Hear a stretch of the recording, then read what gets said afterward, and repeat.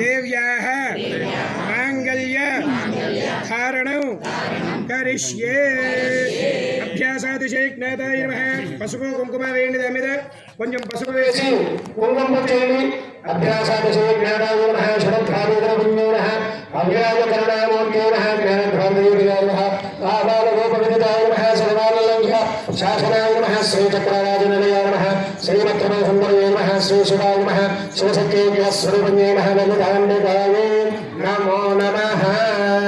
అయ్యా ఆ పళ్ళాన్ని ఇలా ఇవ్వండిగా కొంచెం కాదు చక్కగా వేయండి. అది తీసుకోండి, పళ్ళు తీసుకోండి. వాళ్ళ దగ్గర ఉన్నటువంటి కుంకాన్ని ఆ మామిడి మీద వేసి నమస్కారం చేయండి. కుంకం వేయండి, నమస్కారం చేసుకోండి. అలాగే కుంకాన్ని వేసి నమస్కారం చేసుకోండి. ఓం నమః శివాయ. ఈ రోజున ఎంతవరకు కూడా ఈ కార్యక్రమాన్ని ఆ శివయ్య చక్కగా సర్వాంగ సుందరంగా అద్భుతంగా జరిపించుకున్నాడు.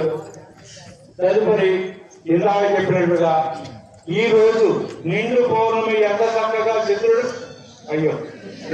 చంద్రుడు ప్రసాదాలు స్వామివారి అనుగ్రహం పూర్తిగా చేర్చుకొని మీరు బయలుదేరి వెళ్ళవలసిందిగా మారి తర్వాత ఇవాళ బెన్నెలని చెప్పేసి బెన్నెల ప్రసాదాలను ఏర్పాటు చేసాం.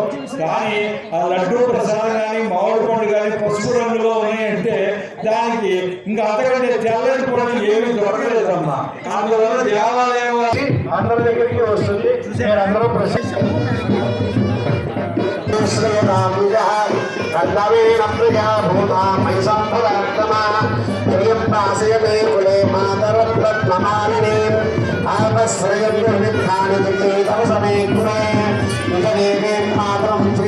బాబు గడ్డి మీరు